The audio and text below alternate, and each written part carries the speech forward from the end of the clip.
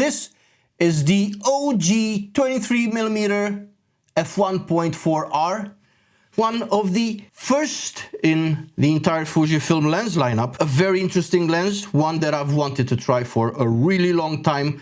Stick around, this is a review.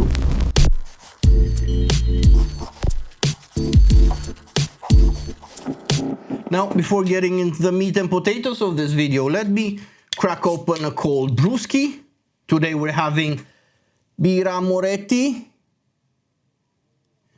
Sale di Mare. How's my Italian? Pretty terrible, but very unlike this beer, which is frankly quite great.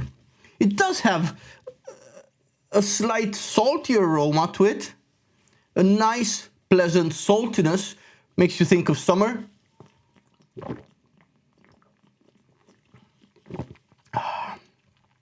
Cheers, fellas. Very good. Stone cold.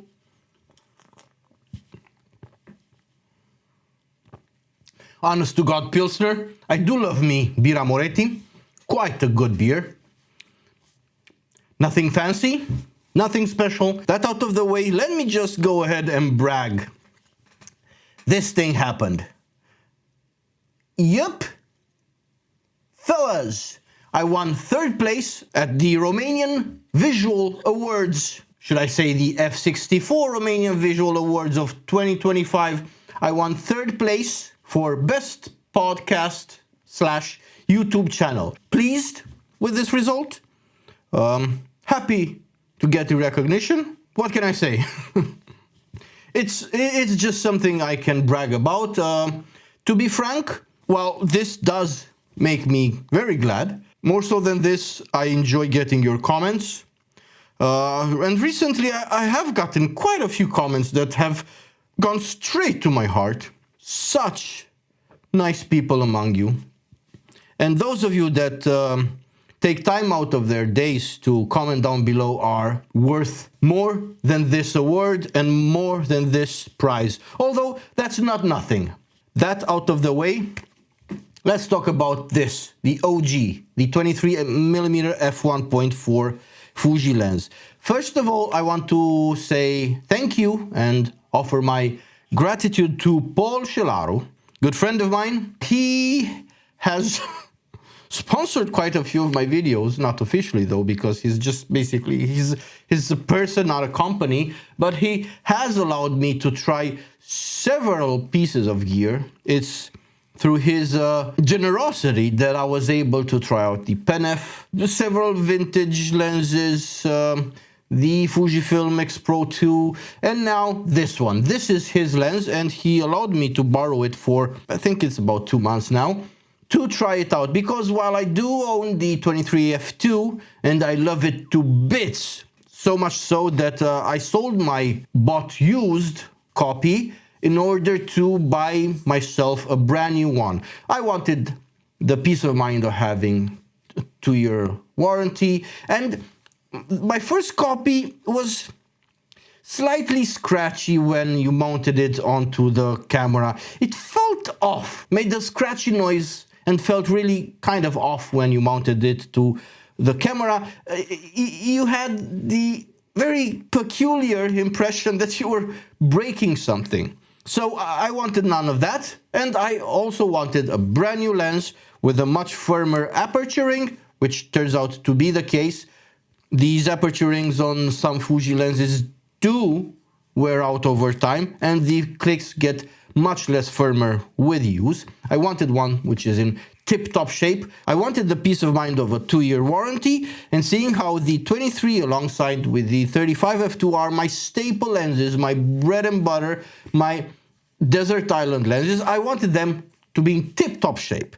Now, as much as I love the 23f2, I was very curious about this one. The f1.4 was very alluring, kind of like a siren's call. The mirage of a fast 23mm 35 equivalent in full frame terms was something I couldn't avoid for much longer. And while I didn't feel like spending the, what now, like 300 to 400 euros more like 350 to 400, which this goes for on the used market. I didn't want that bad, but I still wanted it enough in order to ask Paul to allow me to borrow this. So I have used this quite a fair bit throughout these past couple of months, and I have opinions. I want to share these opinions with you, sprinkle in some photos, but that comes later in the video. And first up, let's get some specifics out of the way, because it's worthwhile. Sure enough, a 23mm f1.4 lens with an optical construction of 11 elements in 8 groups. One of those elements is an aspherical one, thus the name, which is supposed to improve light transmission, geometric distortions, aberrations, flare control and all that, featuring an internal focusing system, which is something I appreciate quite a lot in my lenses. Together with that internal focusing, this has got another very interesting feature, which is this manual focus clutch, something which Fujifilm seems to have abandoned recently. How this works is once pulled towards the camera, because you can grab the focus ring and pull it and push it. It makes a very satisfying thud. It's like a thick click. And once it's pushed towards you, towards the camera, it has hard stops at infinity and minimum focusing, which is something quite unusual for an autofocus lens, because this does feature a focus by wire system, and that's usually endless. Now, this is how you engage manual focus.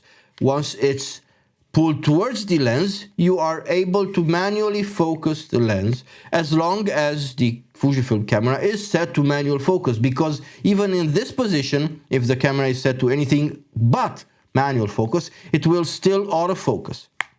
Pull it away from you and it's locked. It will not move and it will only autofocus. Now, there's also a focus scale on the edge of the barrel here. Very nice design. Now, something which is less nice, and I don't know how much this has to do with age, is the fact that I think you can even hear it.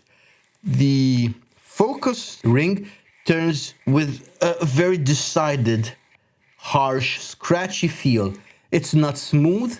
It is dampened well enough to allow you to manually focus with some precision. It's not loose, it's not stiff. However, it feels like it scratches. There's a decided feel of metal rubbing over metal. Perhaps the grease has dried out, perhaps it was always like this. I don't know. This, together with the fact that the aperture ring is slightly loose, the clicks are not as firm as I prefer them, definitely nowhere near something like a brand new 23 f2 or a 35 f2 or a 16, nothing like the Fujicrons, which when bought new and or slightly used, they have very hard, firm, precise clicks, which is not something you can say about this lens. The aperture ring is somewhat loose, the focusing ring is harsh and scratchy,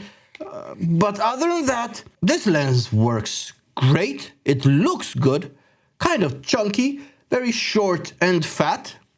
And let me continue going through the technical specifications of this lens. While 23mm, as far as the optical construction, it makes images with a diagonal angle of view of 63.5 degrees, which in 35mm full frame terms roughly equates to 35 millimeters. And as far as the depth of field, this 1.4 translates to something like f2 to f2.1. This lens features an automatic diaphragm type with 7 slightly rounded aperture blades.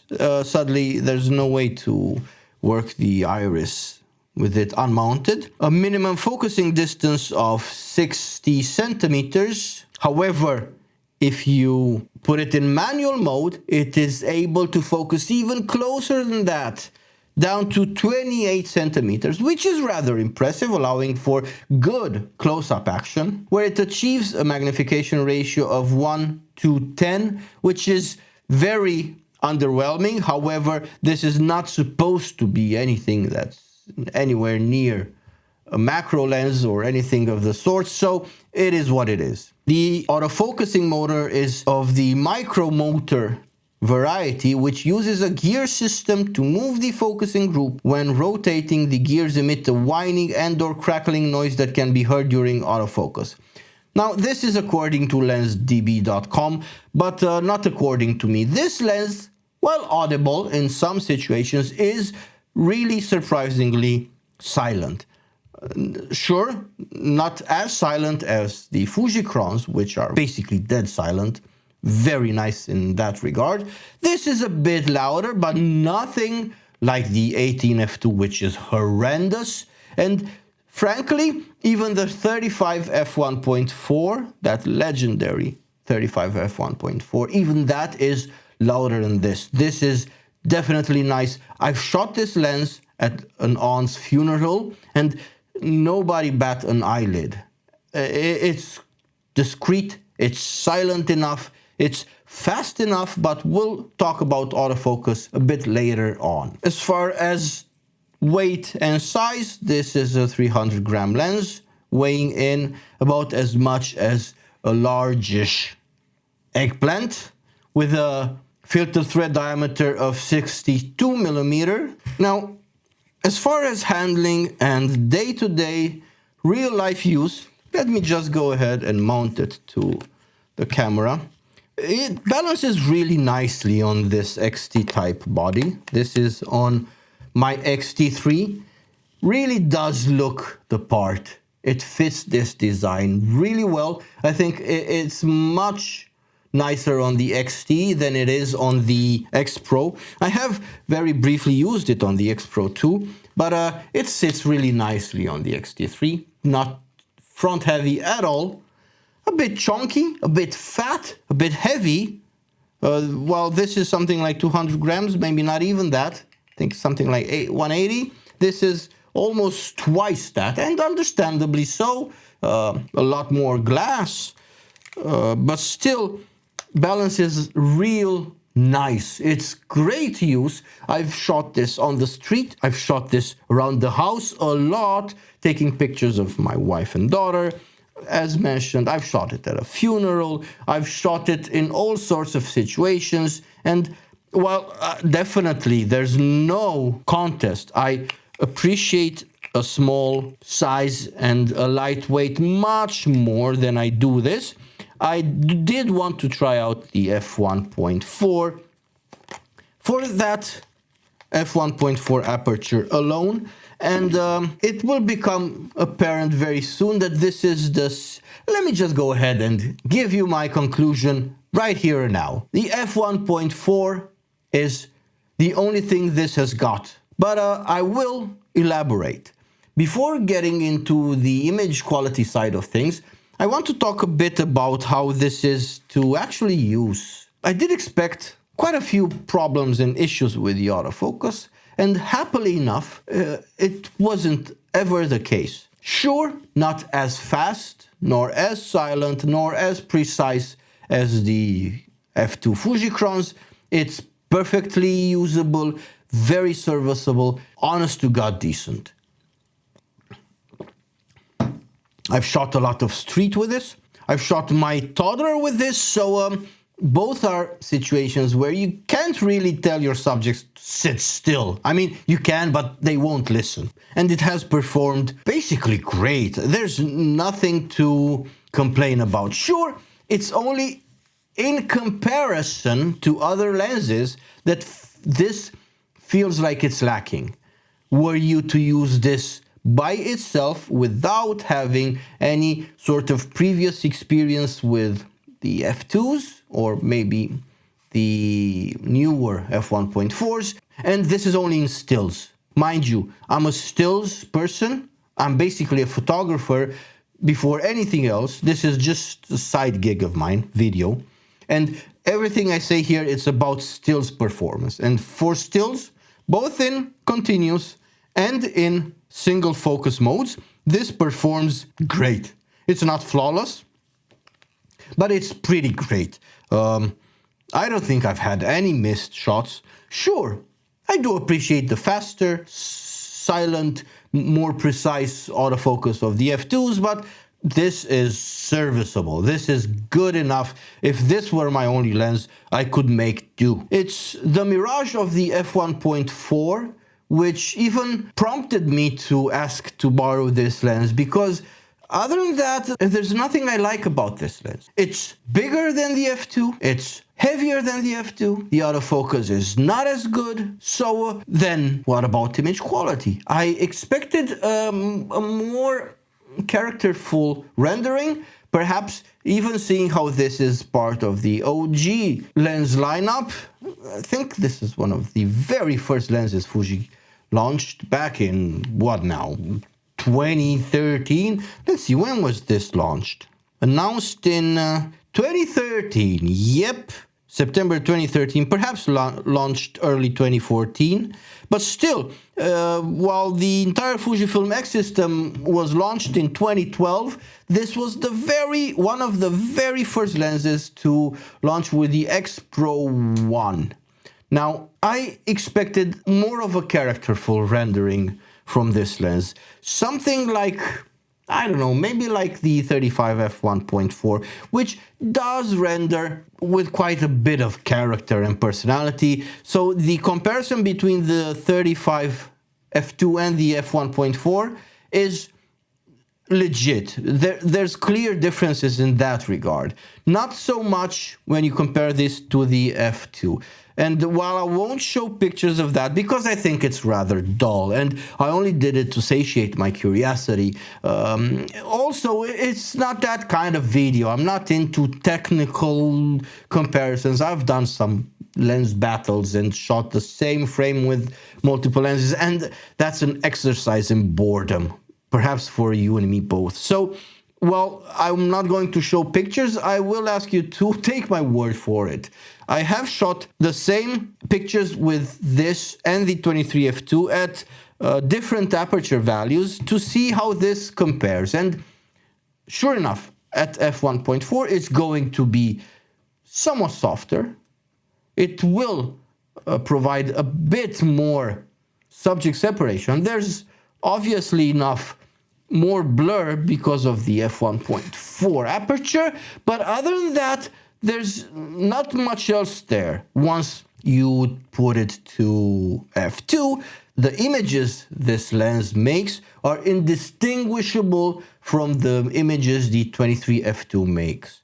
Now, that is neither here nor there as far as I'm concerned, because I was interested in how this lens performs at f1.4. And sure enough, I think it's at f1.4 that I've shot all the shots in this video, because this aperture ring is so loose. Perhaps some of them are slightly closed down, but I tried to make a point out of shooting this lens mostly wide open to see how it performs wide open. Because once you go to f2.8, to f4, to f5.6, all lenses are great.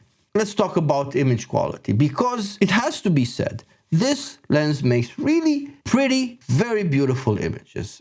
Now, as far as colors, they come out looking nice, pretty, lively, vibrant, and vivid. Definitely not muted, also not over the top. They have just the right amount of vibrancy to them so that you can get away with shooting JPEGs.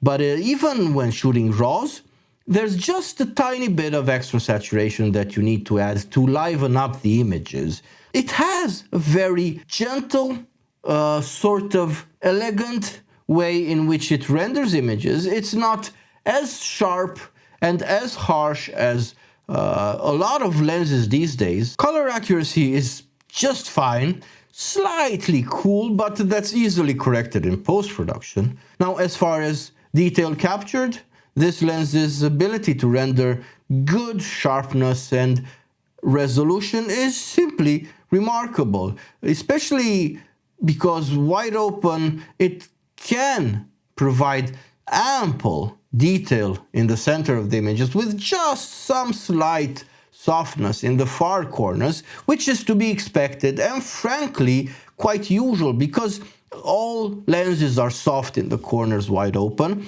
However, it's the kind of soft sharpness, I like to call it a soft sharpness, which is very pleasing to the eye. There's enough detail, but also it's not harsh, it's not over the top, so images come out looking pleasant and nice with good textures and quite realistic. There is some slight geometric distortion shot wide open, but since lens correction profiles are available for ages now in most, if not all, post-processing software, that's basically a non-issue. Some vignetting wide open, also a bit of veiling when shot directly into a strong source of light, but contrast loss is absolutely minimal. This lens performs very good while shot directly into light. Being able to focus as close as this can, especially so if you focus manually, which allows you to get even closer still, together with great detail, ample resolution, this lens, also considering how it's an f1.4, can make really nice blur, allowing for fantastic subject separation, a very good shallow, thin depth of field, which makes really pretty pictures, awesome for portraits, really good for close-up work. I wouldn't go as far as to say this can do macro, but take a look at this barfly image. It really comes out looking very nice. However, bokeh is somewhat bland and tame. I would have enjoyed a lot more character and personality in the background. There's just too little of that for my taste. It's nothing special, it's just some blur, everything fades in the background. I would have appreciated a bit more pizzazz, something that makes this lens stand out. Now, while pleasant enough, it's really nothing special, and I was somewhat disappointed in learning that is the case. As far as black and white goes, this lens performs equally well. Tones are very well represented, the entire spectrum, all the way from the deepest blacks into the brightest highlights throughout the midtones. The entire dynamic range is represented nicely. Transitions are smooth and natural. There's a certain precision to it. There's no missed zones. If you think about the zone system, everything is nicely and accurately represented. Blacks can go very deep and inky. Highlights tend to shine very brightly. They have a quite nice sparkle to them, while midtones have body and presence. They're rich, and all in all, black and white images are great with this lens. There's very good contrast. There's a lot of dynamic range. Now, part of that is surely due to the sensor, but the optics have some say in this, and this lens renders beautiful monochrome images. In closing, this lens is pretty damn good, very versatile, very capable, with good image quality. Autofocus is very workable, quite decent, if nothing special, especially not by today's standards. Sadly enough, the f1.4 is everything that this lens has got going for it. And it's only there between it's only there between f1.4 and f2 where this lens can justify its added size, its bigger weight, its heftier cost. Well, not by much, it's a bit more expensive than the f2. But as soon as you close this down to f2, on the one hand, the images this lens makes are indistinguishable from the images the 23f2 makes. Basically, nothing to tell them apart. It remains bigger, heavier, it focuses slower, noisier, less accurately. It doesn't have weather sealing. Should I go on? I mean, sadly, this is the case. Now, I don't want to come across as overly negative. It's never my intention to put lenses down. I always try to be very lenient. I try to find the good in things and spend more time talking about their qualities than their flaws. I mean, I've worked with lenses that were beaten up and abused, with scratches, with fungus, with haze. 30mm f3.5 from Pancolar springs to mind, and that was something like 10 euros, and I love that lens, and I made good images with it, and this is no different. I have enjoyed this lens a lot. Well, I do understand that comparison is the thief of joy, and I've made this point earlier. Judged by itself, this is a great lens, but sadly, this lens doesn't exist in a void. There's at least the 23f2. Let's not even mention the 23f1.4 WR, which I haven't used, but I expect it to be better in every way. But since I have used both the f2 and the f1.4 this year lens, I can and must, unavoidably, I must compare the two. Well, this by itself is great. It does have competition. And seeing how cost-wise they are very similar, they go for basically the same amount. This is slightly more expensive, but not by much. So there's basically no way I can avoid comparing the two. And it's in this comparison that this lens really falls short. Sadly enough, because it is what it is. I did try to end this on a positive note, but this lens hasn't got much going for it once you stop it down, and it's basically a shame to just get it for the f1.4 because there's really not much there. Frankly, even in terms of depth of field and blur, there's really not much of a difference between the f1.4 and the f2. Yeah, I'm not impressed. I did expect more. More what? I'm not sure. More pizzazz? More character? Something like the 35 f1.4, which renders much nicer. This is basically a bit too tame, a bit too bland. While good, definitely good, there's no way around that.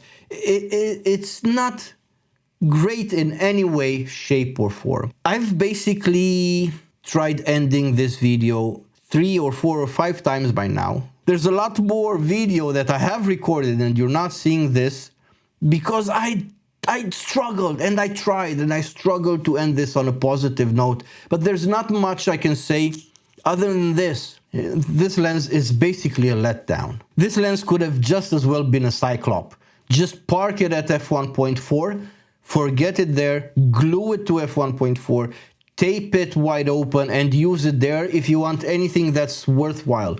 Because as soon as it's not at f1.4, all its advantages go out the window, and it's big, it's heavy, it's a bit noisy, it doesn't focus as quick and precisely as you would want, it doesn't have weather sealing, yada yada yada. I have been Radu. This has been frankly a gajillion words by now. Thank you for watching, and don't forget, I'm the 3rd best YouTuber in Romania out of the 23 that participated. It is what it is. I mean, it's an award and I'll take it. Thank you all for watching. I have been Radu. This has been 1000 Words and the review of the FUJINON aspherical Super EBC XF 23mm f1.4R. Until next time, I bid you farewell.